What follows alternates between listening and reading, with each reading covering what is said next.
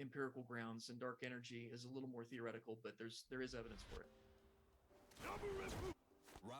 So there's a comment here to follow up before we move to our next question on Facebook. Somebody says, I love that secular scientists say there's no God, but over 90% of the universe we can't study or understand because it doesn't respond to light, and we need light to study anything.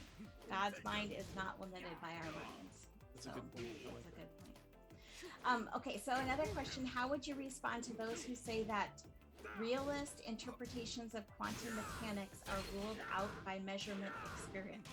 Well, I'd have to pin that down a little bit to see what they really mean by that, because quantum physics, it really happens. So there's good evidence that these things occur. There are some weird implications of quantum mechanics. There's what's called the Copenhagen interpretation, where a particle, until you observe it, it acts like a wave, and a particle can have decayed and not have decayed at the same time until you observe it.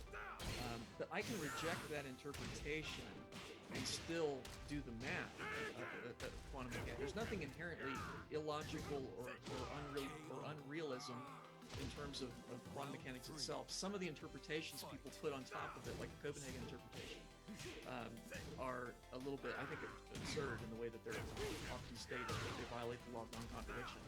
But I can throw away that interpretation and still do the math. And let's put it this way, the model that we have in terms of the way we think about particles and their properties, we can make incredibly successful specific predictions about what will happen, about the spectra of light based on the electron levels and so on. And so it's a very useful model.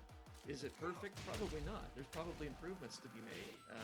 That's not surprising, but I don't think there's anything that's inherently anti-real about the model. I think it works pretty well in terms of obeying laws of logic and things like that. I'm not sure if that answers the question, but that's the best I can do. So one more follow-up to the string theory question. Are the strings in string theory smaller than the Planck length? They may be. I'm not sure. They may be, in which case we could never measure them, because that's kind of the limit on what you can do. So I'm not sure, but I suspect probably so, and that's one reason why we can't really find any way to test it. Okay, this is the last question, and it comes from Facebook at RMCF. So I don't know if you know what that. Rocky Mountain Creation Fellowship, maybe so. A speaker a decade or more ago talked about his ideas of atomic particles as spinning energy rings, not particles.